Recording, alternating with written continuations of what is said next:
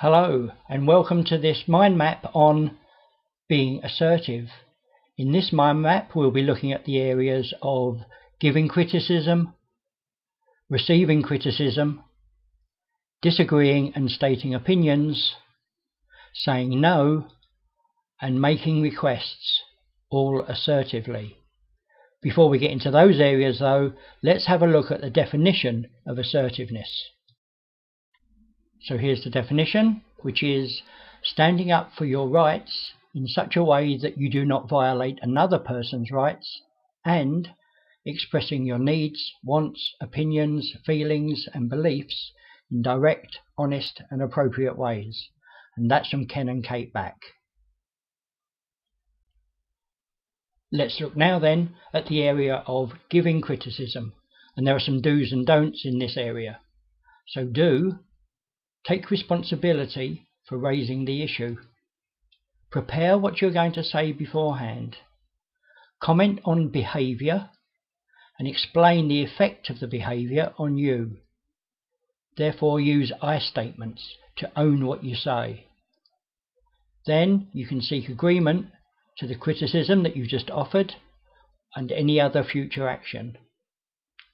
Don't, however, make personal attacks, impose remedial action, or use aggressive behaviour.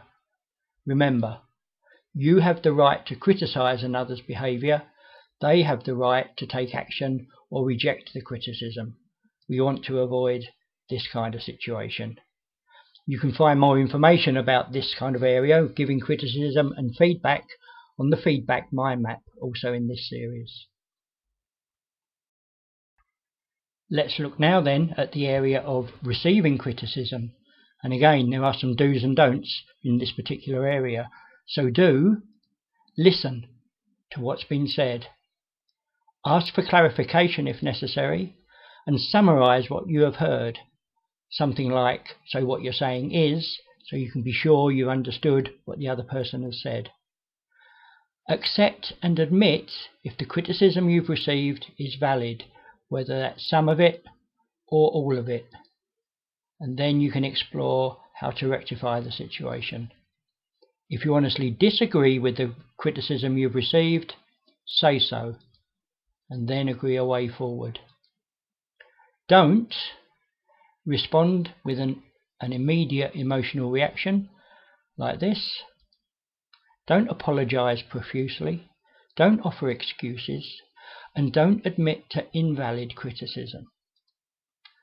Don't respond defensively or aggressively, which would defeat the object and end up with a situation like this, which we want to avoid.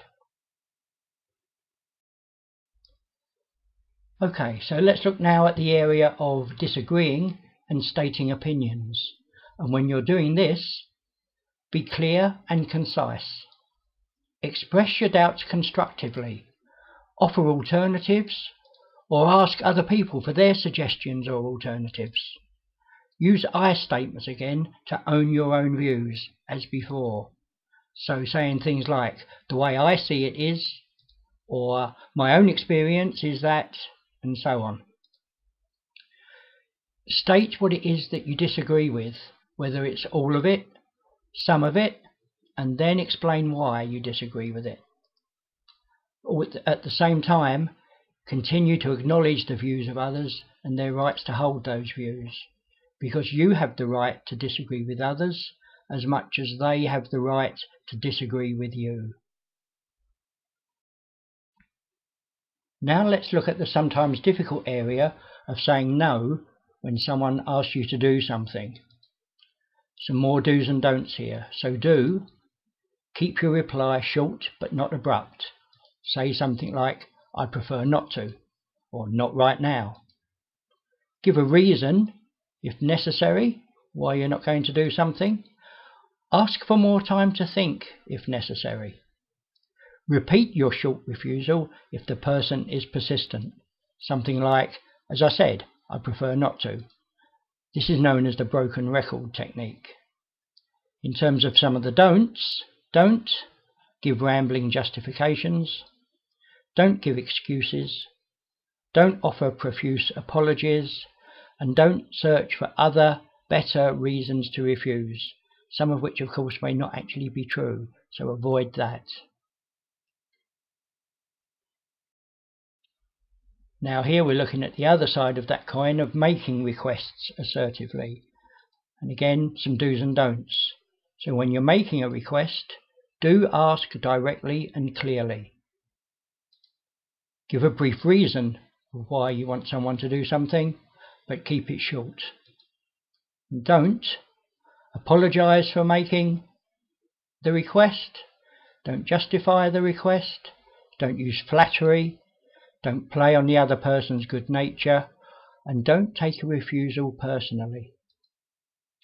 Remember, you have the right to make a request.